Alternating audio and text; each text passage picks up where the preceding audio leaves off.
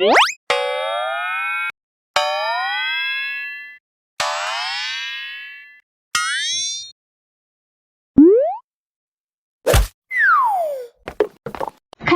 TV. पहली बारिश की सौगंध। रामपुरा गांव एक ऐसा गांव जहां की मिट्टी में मेहनत की गंध है, लेकिन पिछले 3 सालों से उस मेहनत को कोई फल नहीं मिला। सूखा पड़ता गया, तालाब सूखते गए, खेतों में दरारें बढ़ती गईं। बाबूलाल, गांव का एक मेहनती किसान, रोज सुबह खेत जाता और सूखी मिट्टी को देखकर लौट आता। उसके साथ उसकी पत्नी गुलाबी, बेटा राघव और बेटी मुनिया थे। घर में बूढ़ी माँ भी थी, जिनकी आंखों में अब सिर्फ उम्मीदें बची थी। बाबूलाल ने कई बार सरकार के अफसरों से मदद मांगी, पर हर बार वही जवाब मिला। इस बार भी अनुदान नहीं आया। उसकी आंखें गुस्से और बेपसी से भर जाती, लेकिन वो कुछ कर नहीं सकता था। गुलाबी एक सीधी सादी औरत थी, लेकिन भीतर से फौलाद जैसी मजबूत। उसने अपने पति को टूटते देखा, लेकिन उसे गिरने नहीं दिया। एक दिन वह बोली, सुनिए, ये सूखा हमसे जो छीन रहा है, हम वो नहीं रो सकते, लेकिन जो बचा है उसे क्यों न संवारें? क्या संभारें गुलाबी? खेत सूखे हैं, कुआं सूखा है, जेब खाली है। बाबूलाल ने हताशा से कहा। गुलाबी ने धीरे से जवाब दिया, घर के पीछे वाली जमीन खाली पड़ी है, थोड़ी मेहनत से उसमें सब्जियां उगा सकते हैं। बाबूलाल ने पहले तो मना किया, लेकिन फिर पत्नी की आंखों में उम्मीद देखकर मान गया। दोनों ने मिलकर जमीन समतल की, गोबर की खाद डाली और पुराने बीज बो दिए। राघव और मुनिया को स्कूल से निकालना पड़ा था, लेकिन उनकी मासूमियत अब भी जिंदा थी। बाबा, बारिश कब आएगी? जल्दी बेटा, बस भगवान को मनाना है। मैंने आसमान में गुब्बारा उड़ाया था, उसमें लिखा था, हे भगवान, थोड़ा पानी भेज दो। मम्मी कहती हैं बारिश से चूल्हा जलेगा। बाबूलाल की आंखें भर आईं। बच्चों को क्या पता कि उनके छोटे शब्द किसी की आत्मा को कितना छू सकते हैं। पंडित रामकृष्ण ने गांव वालों को कहा, हवन करो, इंद्रदेव प्रसन्न होंगे। गांव के सारे लोग इकट्ठा हुए।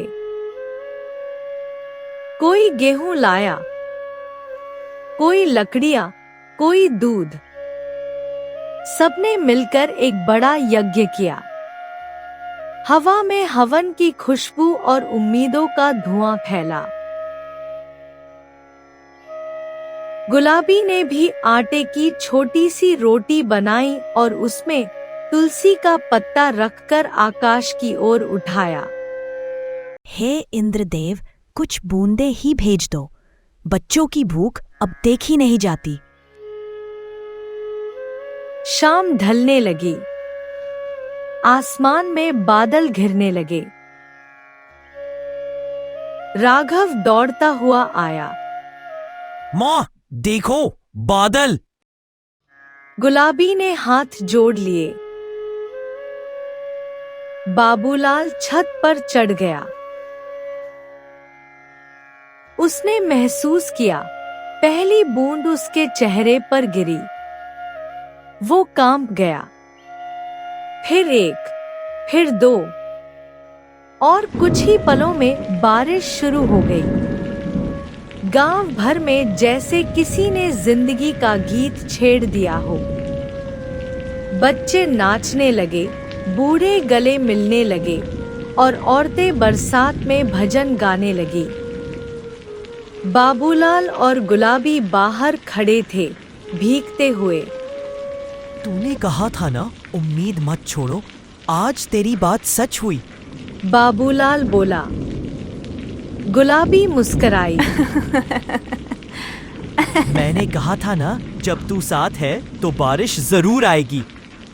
बारिश की हर बूंद अब उन्हें एक नई जिंदगी की सौगंध दे रही थी। एक हफ्ते तक बारिश हुई।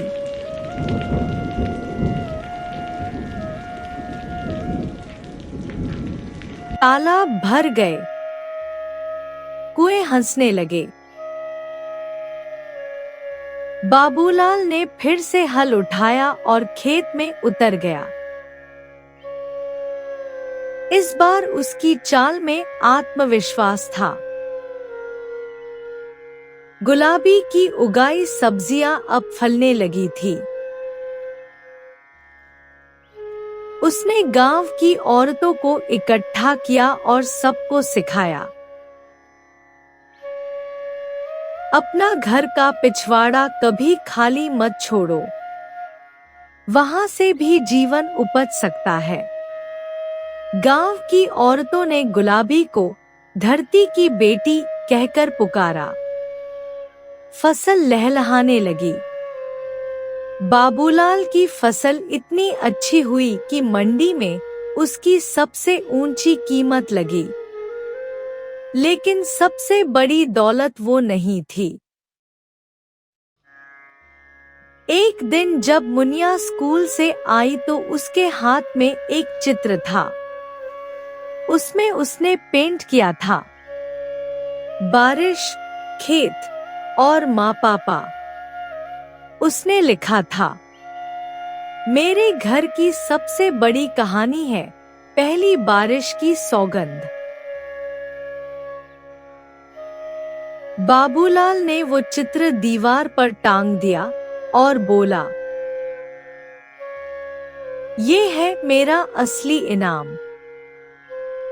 कहानी से सीख, उम्मीदें कभी मरती नहीं। संकट के समय साथ चलने वाले रिश्ते ही असली दौलत होते हैं। बारिश केवल पानी नहीं लाती, वह जीवन, विश्वास और पुनर्जन्म की बूंदें लाती है। Subscribe for more videos.